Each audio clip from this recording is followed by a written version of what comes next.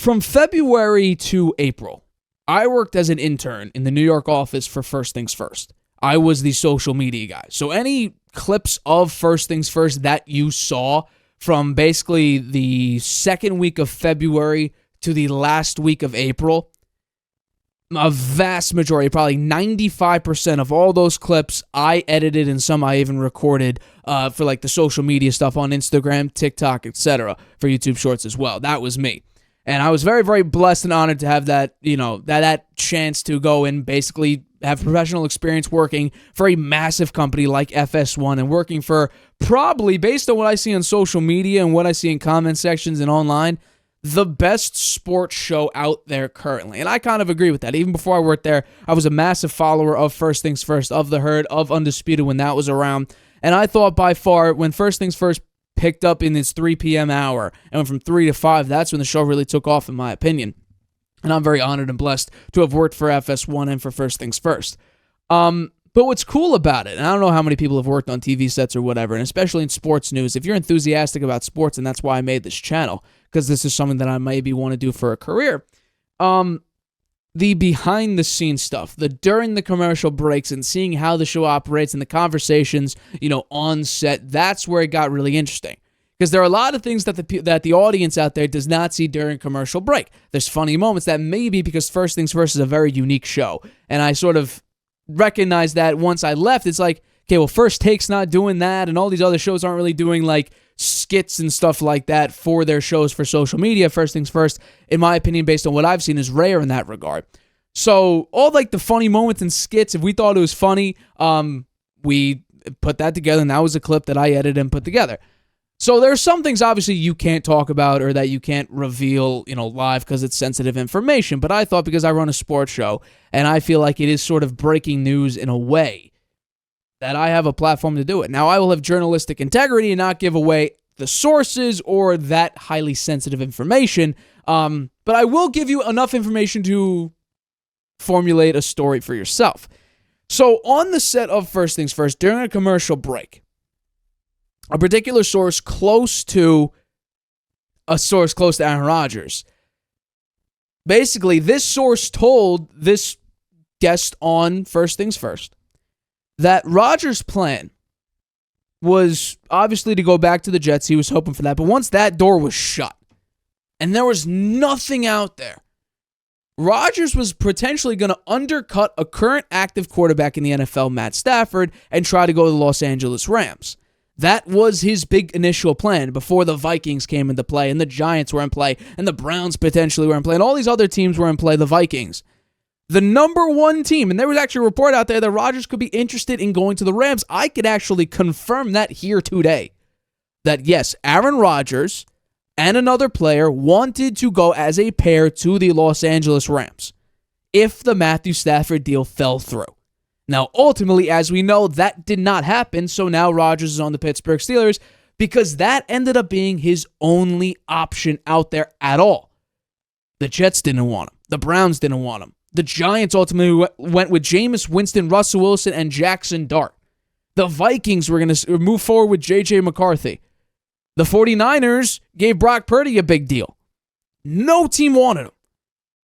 Besides, obviously, the Pittsburgh Steelers, and they waited a massive amount of time because Rodgers was dealing stuff, as we found out on the Pat McAfee show, some off-the-field stuff, some personal stuff with people close to him. So he eventually made his decision and signed with the Pittsburgh Steelers, but that was his last resort, or he's going to retire.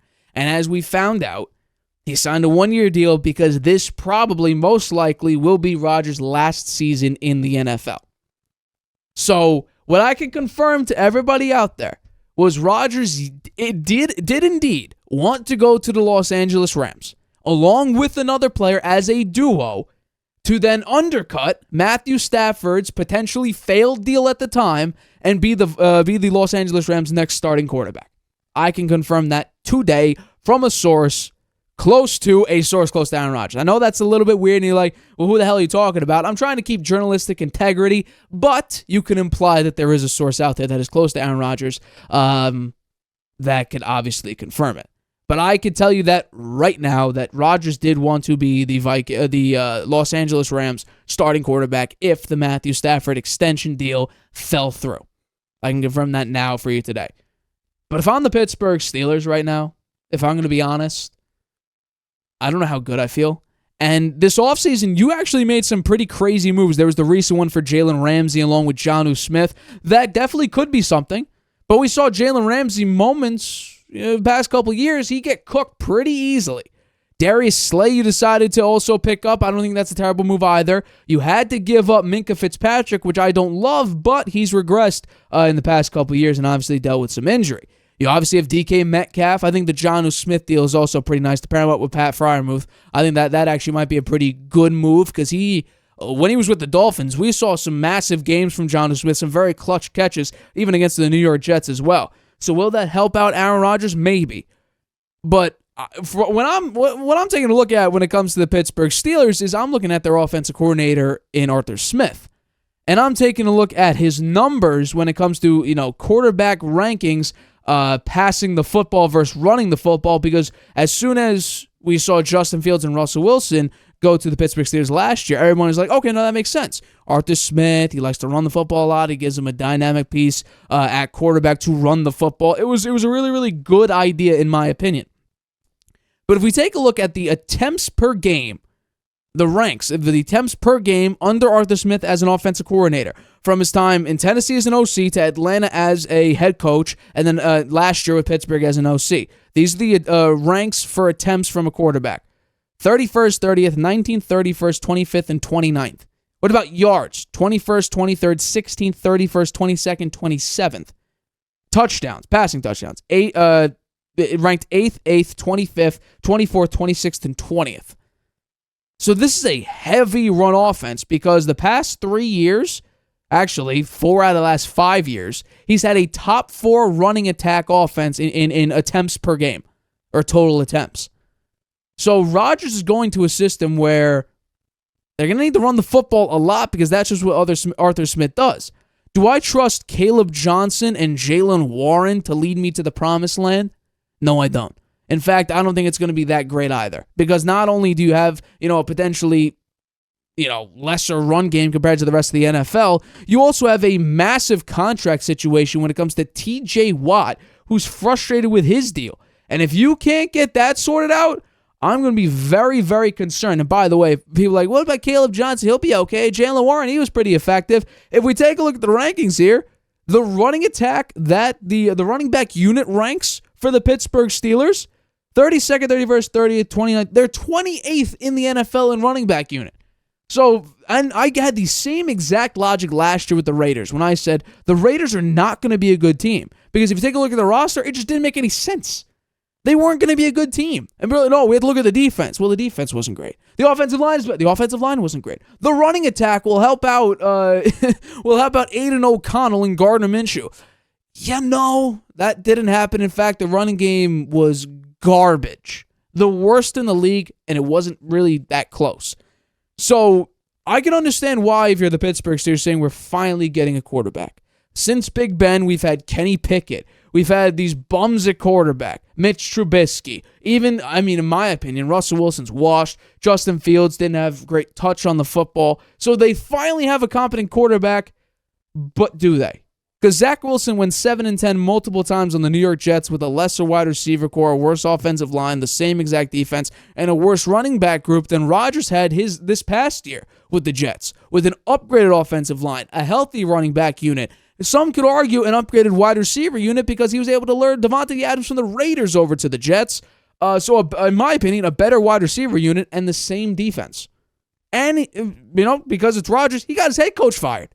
And the Jets went from 7-10 with Zach Wilson, who I believe is quarterback 3 right now, maybe quarterback 2. Zach Wilson went 7-10. Rodgers went 5-12. So if I'm the Steelers, I'm excited because I have a quarterback who may bring a level of competency. But when I take a look at the chemistry and the makeup and the composition, I'm looking at Aaron Rodgers, who he's obviously on a farewell tour. Mike Tomlin's a defensive coach. This team is run through their defense, and that's what we saw for several years, where about week 8 to 10, they hit a wall, and then they fall off. Last year, their defense was abysmal the last 6 to 8 games. I know they were playing great teams, but their defense just couldn't keep up, and the offense averaged 14 points per game. Not great. So if Rodgers could just raise that level up a little bit, maybe they go from being like 9-8 to a 10-7 team. And if we take a look at their win-loss projections, if you take a look at every percentage below 50 and below, that's only 7 losses. So you can go 10-7 if you're the Pittsburgh Steelers. And you know what? I feel relatively confident in their ability to do that, because Mike Tomlin's never had a losing season.